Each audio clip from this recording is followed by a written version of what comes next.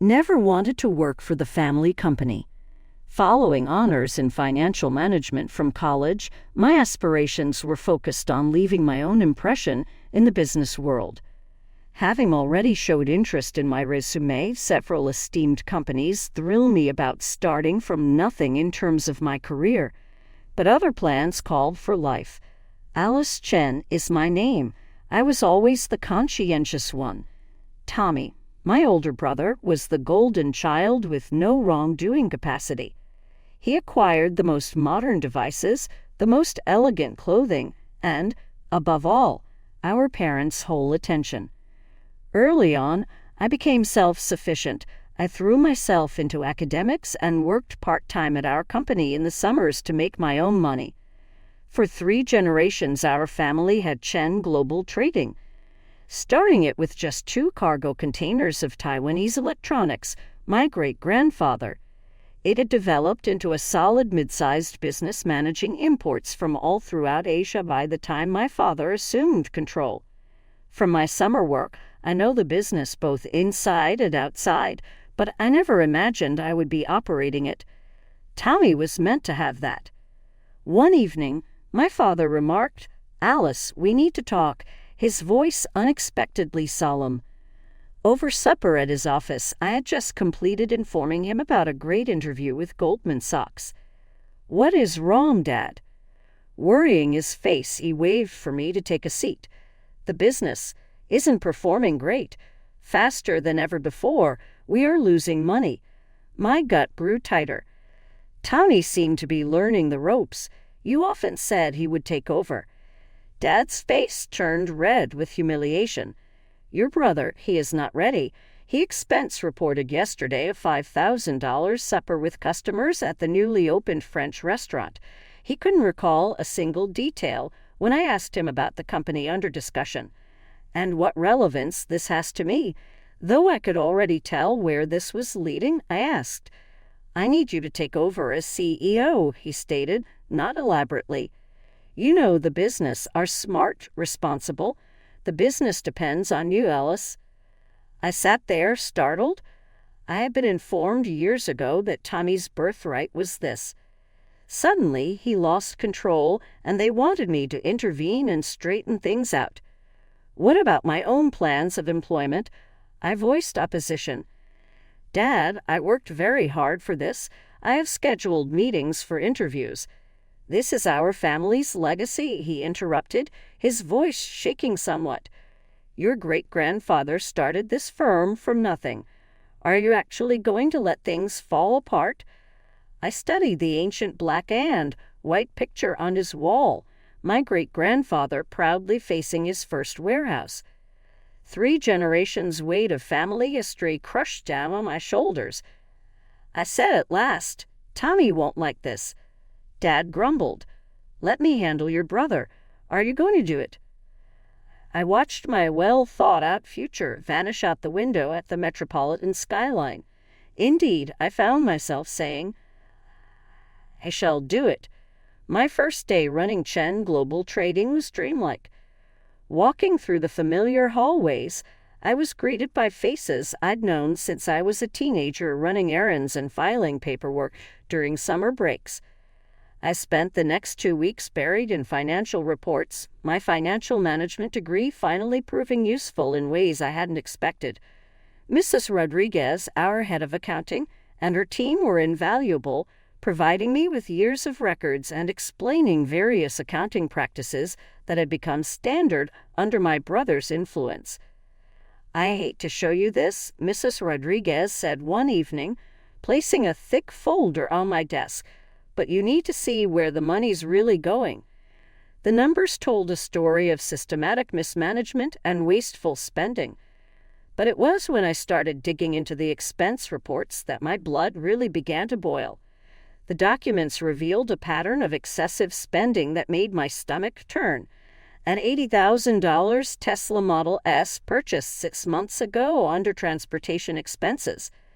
A $112,000 monthly rent for a penthouse apartment in downtown listed as client entertainment facilities. A $25,000 shopping spree at Armani somehow classify as professional development expenses. Has my father seen these reports? I asked Mrs. Rodriguez. She shook her head. Tommy always had a way of presenting things differently to your father, more vaguely. The details got buried in broader categories. I stayed late into the night, poring over every detail. The more I looked, the more I found. Weekend trips to Vegas labeled as client relationship building. Designer suits and watches filed under professional image maintenance. The company was bleeding money through 1,000 expensive cuts, all traced back to my brother's spending habits. By the end of my audit, I had made my decision. I drafted a new company expense policy, one that would eliminate all these excessive privileges. Everyone, including Tommy and myself, would operate on base salary alone. No more luxury cars. No more penthouse apartments. No more shopping sprees disguised as business expenses. As I finished typing the last page of the new policy, I glanced at the old black and white photo of my great-grandfather on the wall. I'm going to fix this, I promised him silently. Whatever it takes. I knew the storm was coming. Tommy wouldn't take these changes lying down. But I had the numbers, the documentation, and most importantly, the authority to make these necessary changes. Let him try to justify $1,200 swimming trunks as a business expense to my face. I was reviewing supplier contracts when my office door burst open with such force that it bounced off the wall. Tommy stormed in, his face red with rage, waving a copy of the new expense policy I distributed that morning. "What the hell is this?" he shouted, slamming the document onto my desk. "You think you can just walk in here and take everything away from me?" I kept my voice steady. "These are necessary changes to save the company, Tommy. You've always been jealous of me," he spat. "Always trying to prove you're better than me, and now you're using Dad's temporary insanity to push me out." "No one is pushing you out," I said. "But the company can't afford to bankroll your lifestyle anymore." "My lifestyle?" He laughed bitterly.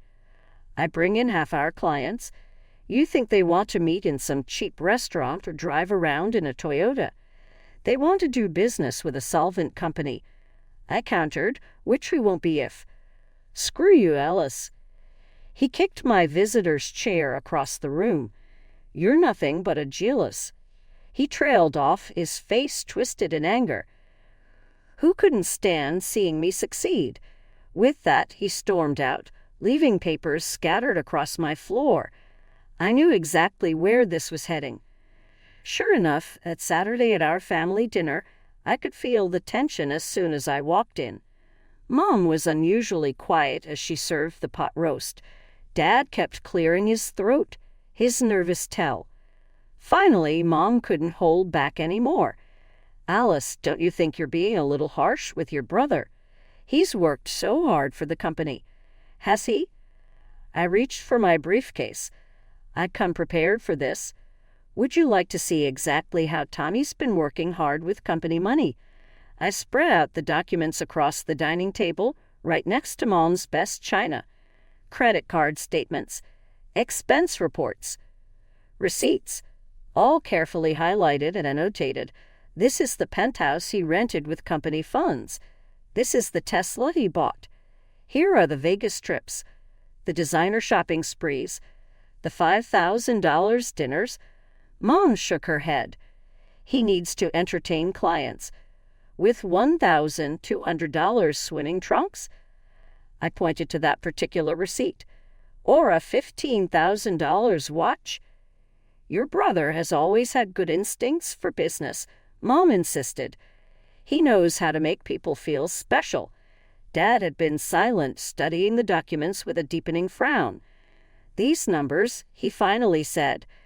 "Tommy, is this accurate?" Tommy, who'd been sulking at the other end of the table, shrugged. "It's all legitimate business expenses. Alice is just too rigid to understand how modern business works." "That's enough," Dad cut in. He looked tired, older somehow. Alice is right about the expenses, Tommy. They need to stop. He held up his hand when Tommy tried to protest. But she's also going to help you learn to run the company properly. I blinked in surprise. I am. My plan is to eventually split the company between you two 50-50. But that only works if you both know how to manage it. He looked at me pleadingly. Will you teach him? I looked at Tommy, who was staring at his plate, jaw clenched. Teaching him would be like teaching a cat to swim. But I heard myself saying, yes, I'll try. Looking at Tommy across the conference room table, I couldn't help but think about our childhood. While I was doing homework, he was racing his friends in the Porsche he got for his 16th birthday. When I spent summers learning the business, he was partying in the Hamptons. Mom and Dad always said he was living life to the fullest, while I was too serious. I remember the Christmas when I asked for accounting software to practice with, and they got me a sweater. Tommy got a jet ski. When I made honor roll, they nodded absent-mindedly. When Tommy managed to graduate with C's, they threw a massive party. It wasn't that they didn't love me. They just loved him more. Obviously, more demonstratively, more completely. Now, watching him slouch in his expensive chair during our budget meeting, I saw the results of that upbringing. Tommy, are you following these quarterly projections? I asked, trying to keep the frustration out of my voice. He glanced up from his phone. Yeah. Numbers going up is good, numbers going down is bad. Can we wrap this up? It's a bit more complex than that, I said. These projections affect our inventory decisions for the next 6 months. He sighed dramatically but put his phone down. Small victories. I made sure to invite him to every important meeting. Client negotiations. Supplier contracts. Strategy sessions. If it mattered to the company, I wanted him there. Most of the time, he just sat there looking bored, checking his watch or playing with his pen. But occasionally, he'd surprise me. Why don't we try importing luxury pet products? He suggested during one meeting. Rich people are crazy about their dogs these days. We could mark up the prices like crazy. The market's already saturated, I explained gently. And the certification process for pet products is complicated. Another time, we should invest everything in cryptocurrency. My friend made millions last month. Had to take a deep breath before responding to that one. We need more stable investments for company funds. His ideas were usually impractical or too risky, but at least he was thinking about the business. It was more engagement than I'd seen from him in years. During a meeting with our biggest client, he actually paid attention the whole time. Afterward, he said, you're pretty good at this. The way you handled their pricing concerns. It was probably the first genuine compliment he'd ever given me. Thanks, Tommy. Want to grab lunch and I can explain the negotiation strategy I used? Nah, got plans, he said, already heading for the door. But maybe next time. I watched him go, thinking about how patterns set in childhood become the architecture of our adult lives. Tommy never had to try because everything was handed to him. I always had to try twice as hard because nothing was. Now I was supposed to teach him what I'd spent years learning on my own. 8 years. 8 years of early mornings and late nights. 8 years of tough decisions and careful management. 8 years of teaching Tommy everything I knew while simultaneously running the company at peak performance. The numbers told the story better than I could. Profits up 300% since I took over. 5 new branches opened across the state. A client list that had tripled in size. Chin Global Trading wasn't just surviving anymore. It was thriving. Dad's 70th birthday party was supposed to be a celebration of all that success. The private room at Golden Palace Restaurant was packed with family, close friends, and our most important business partners. The same faces who'd watched our company grow from near bankruptcy to industry leader. I'd helped Mom plan every detail, from the traditional red decorations to Dad's favorite 8-course menu. Even Tommy had shown up on time for once. He'd been unusually quiet lately, but I figured he was just nervous about his presentation of our latest expansion plans. After the Peking duck was served, Dad stood up, tapping his glass with a spoon. The room fell silent. "I have an important announcement," he said, smiling at all of us. "After much thought, I've decided it's time for me to fully retire." There were murmurs of appreciation around the room. Dad had been semi-retired for years, ever since he made me CEO, but he still kept an office and came in for major decisions. "And so," he continued, "it's time to talk about succession, about legacy."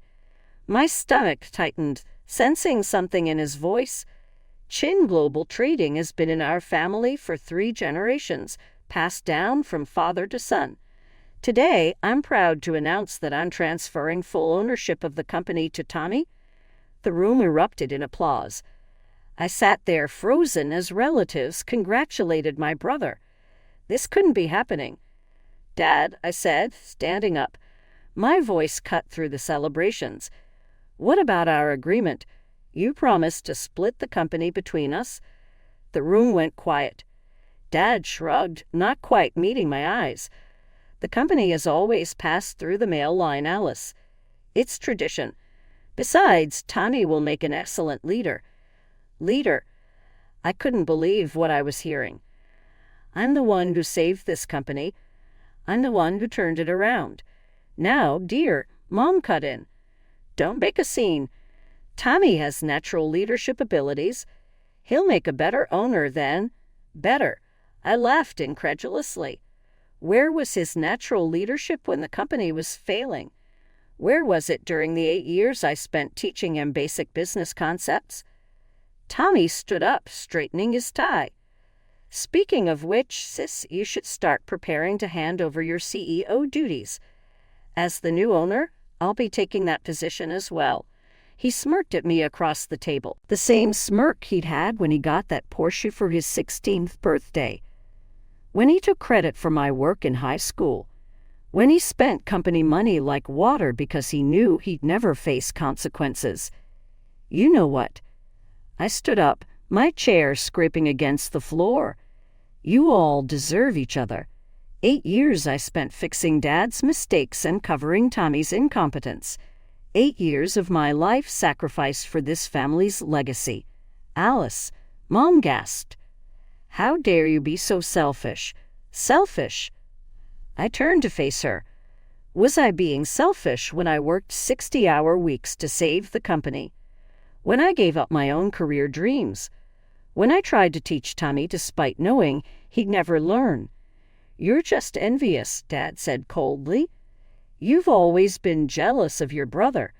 Get out," Mom said, pointing to the door.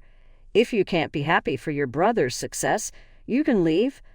I looked around the room, at my relatives' uncomfortable faces, at the business partners who wouldn't meet my eyes, at my family's expressions of righteous indignation. Gladly. The next morning, I walked into the office one last time to clear out my desk. Tommy was there, feet up on his new desk, my old desk, watching me pack. "Don't forget to leave your keys," he smirked. I dropped my resignation letter on his desk without a word.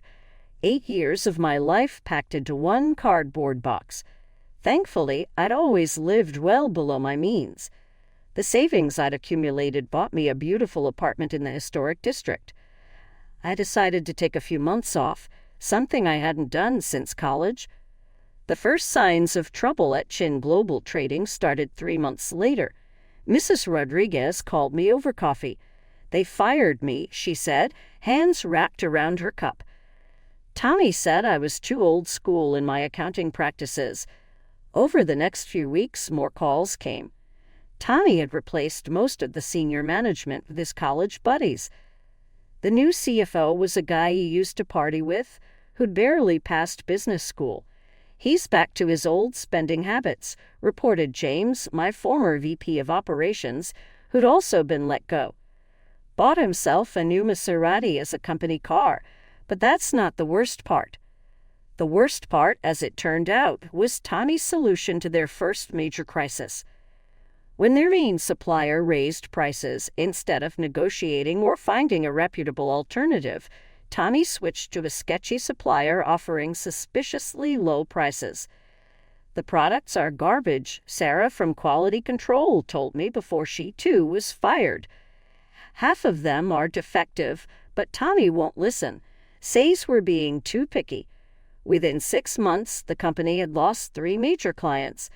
Within 8 months, most of our long-term partners had jumped ship. The carefully built reputation I'd spent 8 years cultivating was crumbling in a matter of months. Heard it all through the grapevine, and I felt absolutely nothing. 1 year to the day after that fateful birthday dinner, my phone rang. Dad's name flashed on the screen. I almost didn't answer, but some remnant of daughterly duty made me pick up. "Alice," his voice sounded older, tired. "We need to talk." I waited, letting the silence stretch between us. "Tommy, he hasn't worked out as we hoped." He cleared his throat. "The company's in trouble. Real trouble." "I'm aware," I said flatly. "The business community isn't that big." I'd heard about their latest disasters through my professional network. "We need you back," he said. "You can name your terms. Full control. Whatever salary you want. Tommy will step aside." I couldn't help but laugh. "Now you want me back, after you threw away 8 years of my work because of tradition. This is our family's legacy, Alice. Your great-grandfather's company. You can't just let it die." "My great-grandfather's company died the day you chose your son's ego over your daughter's competence," I replied. "The company I built for 8 years? That's what's dying now, and I don't care." "How can you say that?" His voice rose. "This is your family's business. Your heritage. You have a responsibility." "No, Dad, I don't. Not anymore. You made your choice a year ago. Now you can live with it." "Alice, please." I hung up and blocked his number. Then unblocked Mom's number too, for good measure. Looking out my office window at the Manhattan skyline, I smiled.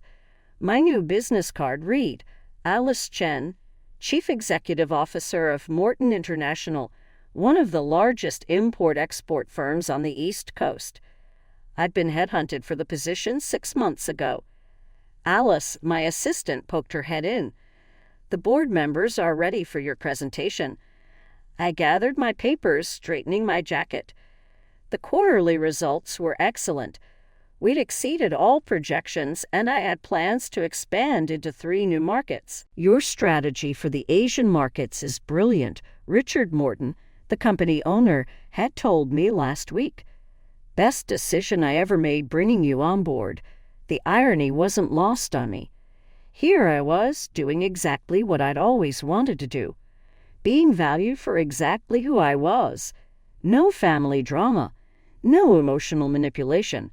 No brothers to babysit. Just pure business, run well. News travels fast in family circles, even when you've cut off direct contact. It was my cousin, Jennifer, who told me over lunch exactly 2 years after I'd walked out of Golden Palace Restaurant. They filed for bankruptcy, she said, stirring her coffee. Tommy had to sell everything. The house, the Maserati, even that ridiculous watch collection of his. I took a sip of my wine, letting the information settle. And he's moved back in with Aunt Linda and Uncle James.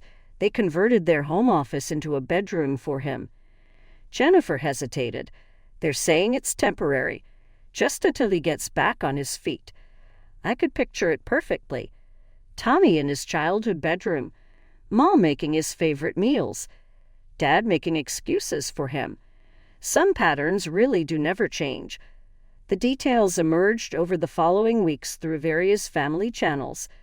The company's collapse had been spectacular, not just a failure, but a cautionary tale whispered about in business circles for years to come. The defective products had led to lawsuits. The mismanaged funds had led to debt. The alienated partners had led to isolation. Everything I'd built over 8 years had been dismantled in less than 2, leaving nothing but debts and broken relationships. Your father had to remortgage their house to cover some of the debts, my Aunt Maria reported during our monthly phone call. They're saying you could have prevented this if you'd come back when they asked. I started to chuckle at that. Actually laughed loudly in my corner office with Central Park visible. Under my direction, Morton International has just had its best quarter in corporate history. Last month, the Wall Street Journal ran a story on me applauding my creative approach to foreign commercial ties. They're still not getting it, are they? I said to Maria. This isn't about me deserting them. This is about them never really appreciating what they owned. Later that evening, I watched the sunset over the city from my penthouse balcony, bought with my own money, acquired by my own merit. I considered Tommy, who was back in our parents' house, most likely still blaming everyone but himself for what occurred. I considered Mom, who chose favoritism over justice, and Dad, who put tradition before ability. I considered that old black and white picture of my great-grandfather had on display at the office. I questioned if it had been auctioned alongside everything else or whether they had managed to save it from the liquidators. On my phone, a notification showed up. Another positive assessment of our company's performance under my direction. The title was Morton International CEO Transforms Company Culture, a New Era of Growth. Should I start to feel guilty? They all expect something like this. The relatives that still correspond with me. The ancient family friends who muffle about the prodigal daughter, allowing the legacy of their family to fade. They believe I should be tormented inside by what happened. But I'm not, because this is the reality regarding legacies. They have nothing to do with family customs or even architectural design or brand names. They concern morals. My great-grandfather developed his firm on honesty, diligence, and real commercial sense. Those ideas survived Chin Global Trading. They lived on through me, simply in another form.